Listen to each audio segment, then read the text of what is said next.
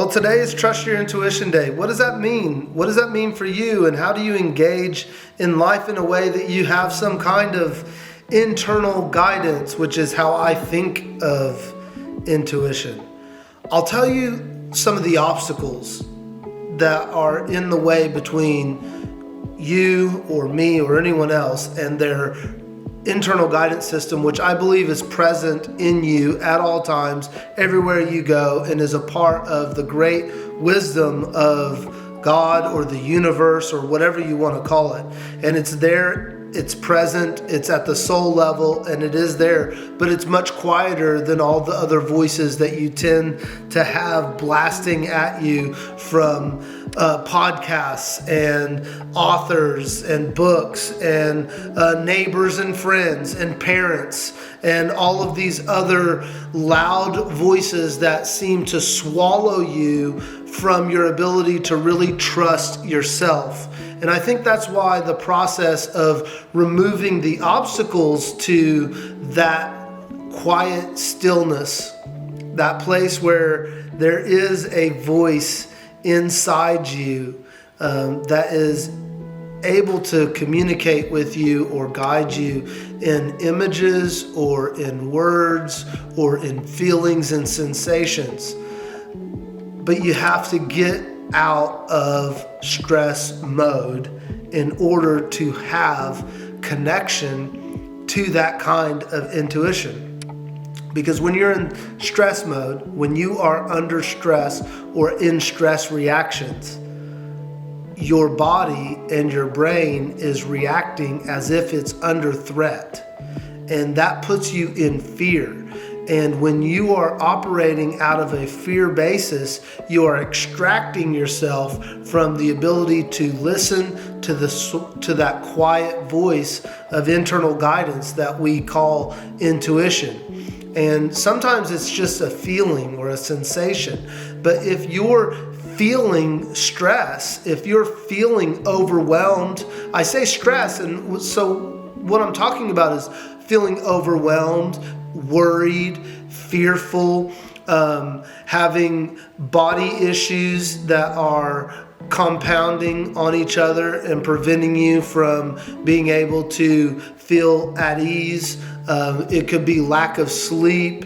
It could be autoimmune flare-ups. It could be MS, stomach issues. It could be tension in the chest and shoulders and jaw. And that stress creates a storm in the prefrontal cortex of your brain that prevents you from utilizing those faculties to their fullness. And when that's happening, then you are triggering your nervous system to a state of threat arousal. And when you're in that state, then now you are in a hyper-attuned, fear-based state.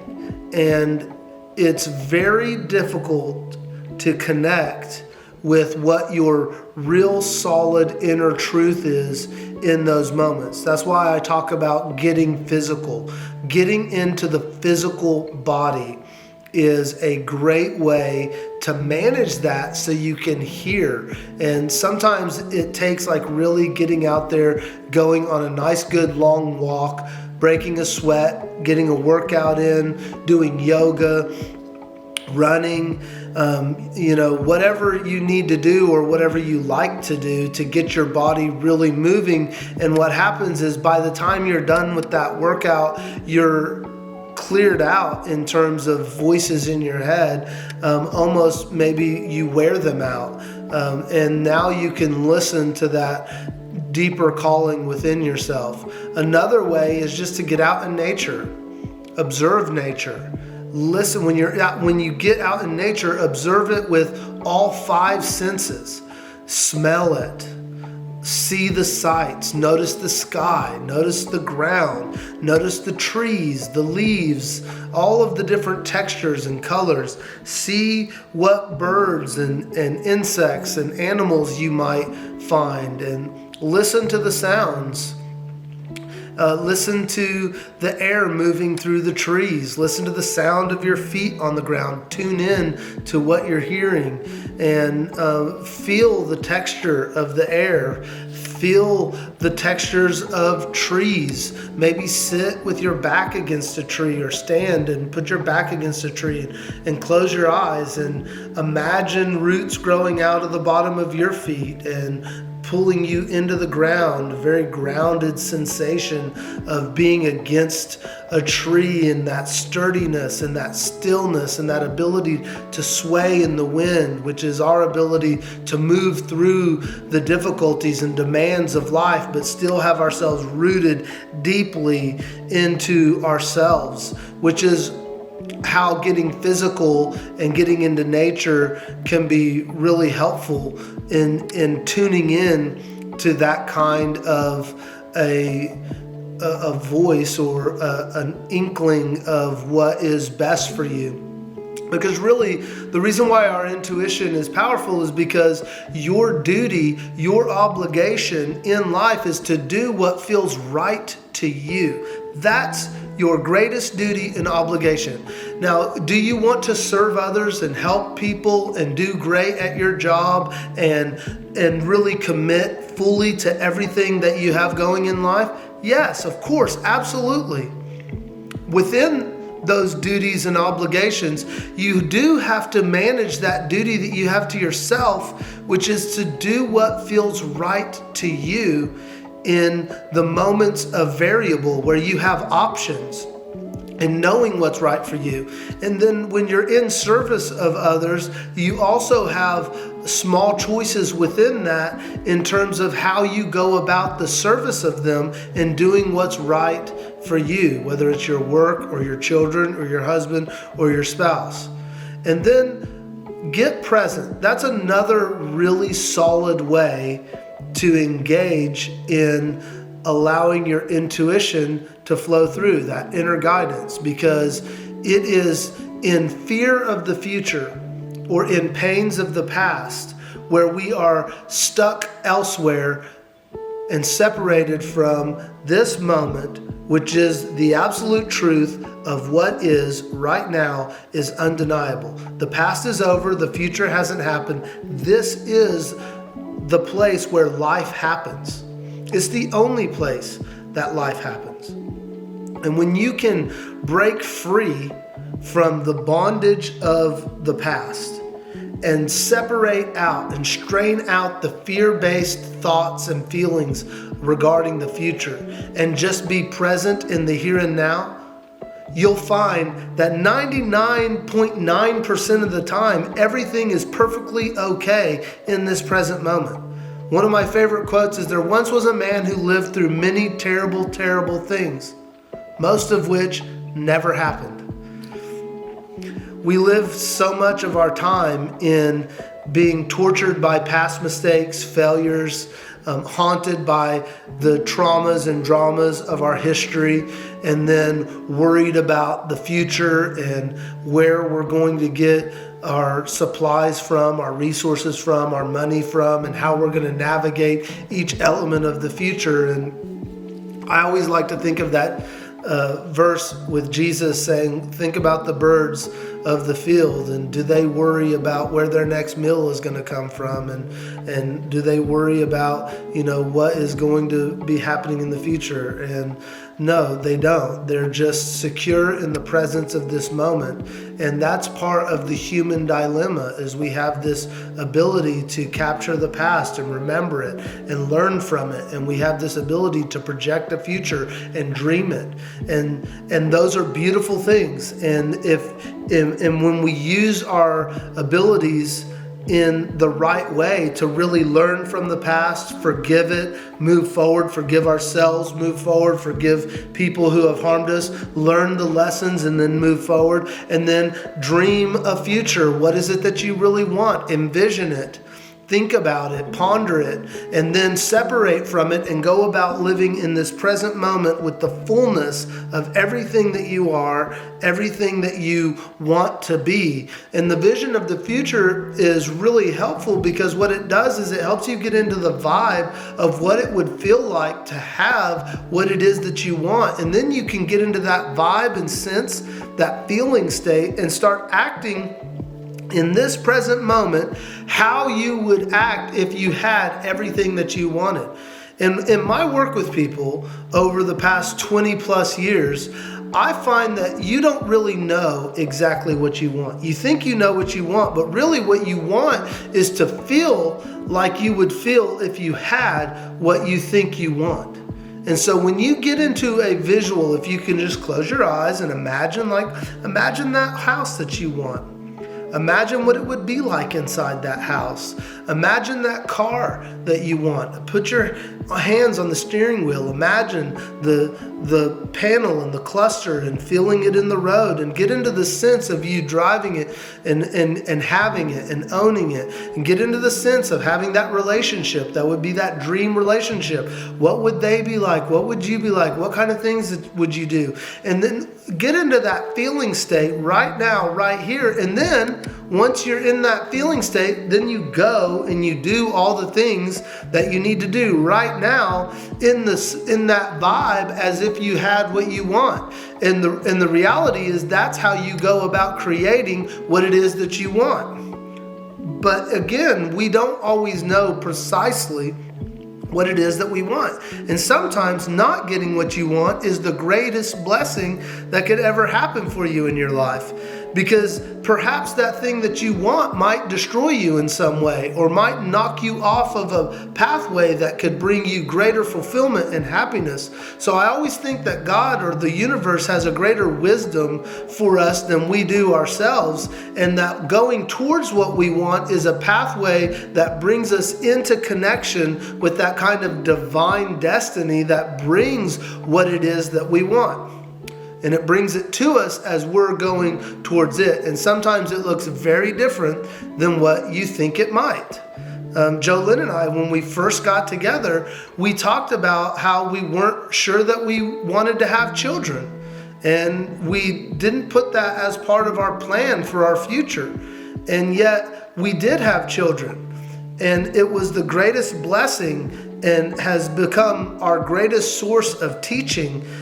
We have learned and grown from being parents and helping our kids move from each stage of their life to the next. And that's how that was our divine destiny, but it was something outside of what we thought that we wanted, especially at the time. And that's the way things go.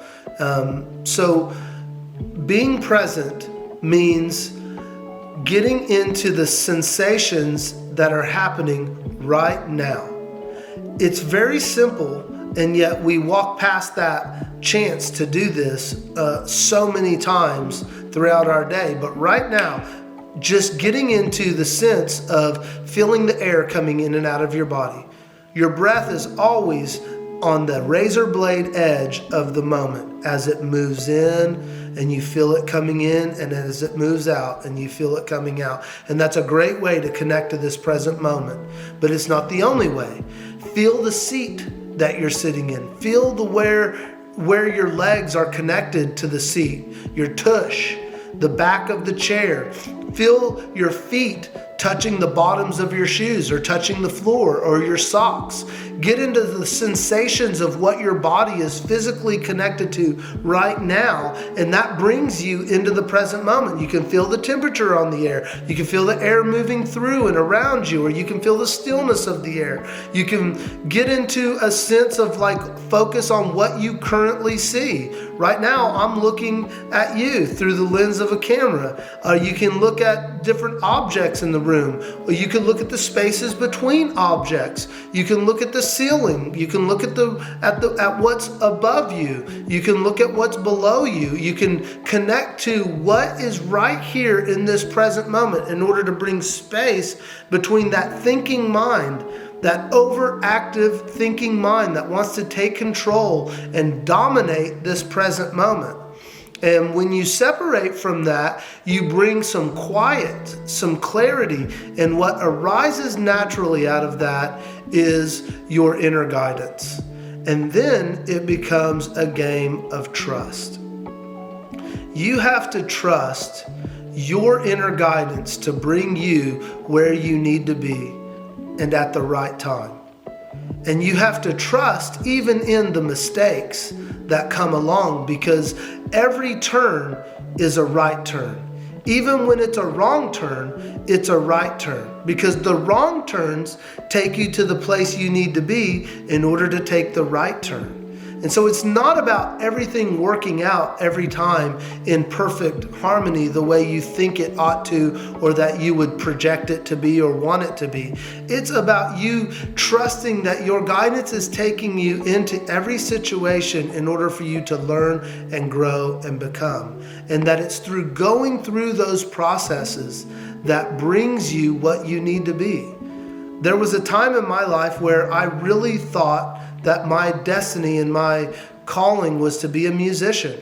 And I spent hours and years of my life and dedicated to making music and writing songs. And it was my passion, and it was my heart, and it was my soul.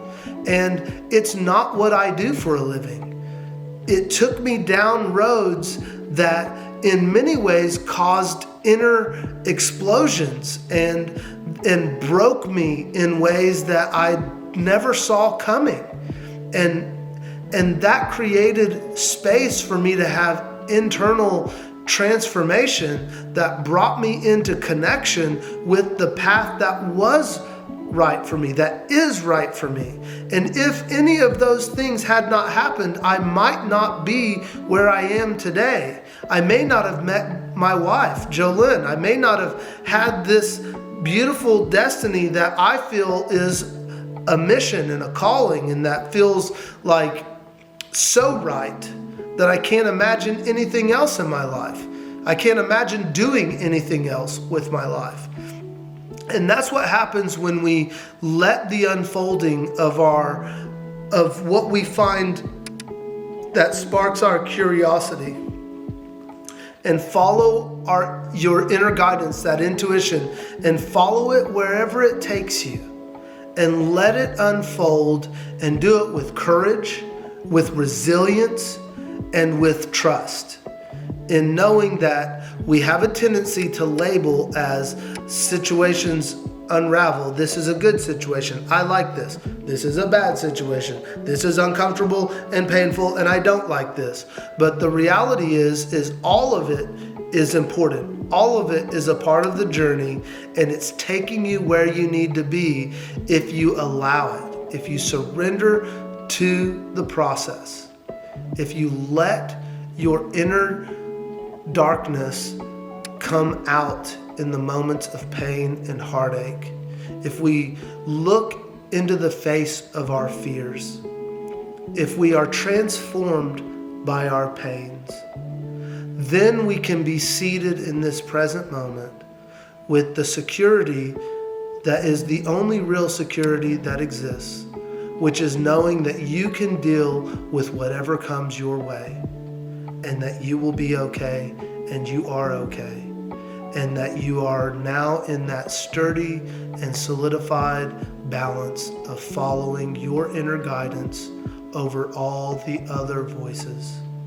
Not in rebellion, not because you're saying no one's going to tell me what to do, or that you think that you're right about everything, but that there's a quiet kind of belief and confidence in knowing that you can take in all the information from people and friends and those that love you, and from books and podcasts and all the news outlets and the things, social media stuff that you siphon through you, and that you are like a filter, and you filter it through and you find what feels right for you and what has meaning in your journey, and you move at the pace of one step at a time, being as present and aware as you possibly can. And that to me is mental health. That's why mental health awareness And this time is such a powerful and impactful time for me, because when you do those things and you find that state of awareness where you can see how your history has created how you've become, and you can feel how your future is pulling you into it instead of you feeling like you're climbing some insurmountable mountain, and you feel that steady pull, that's when you know that you're on your path. And one of my favorite thinkers and authors of all time, Joseph Campbell, says this: if you can see the footprints laid out before you, then it's not your path. That means that it's somebody else's path that you're following. And so if you can see only the footstep that you just last took, and it's a little bit scary what's beyond that, then you probably know that you're right where you need to be.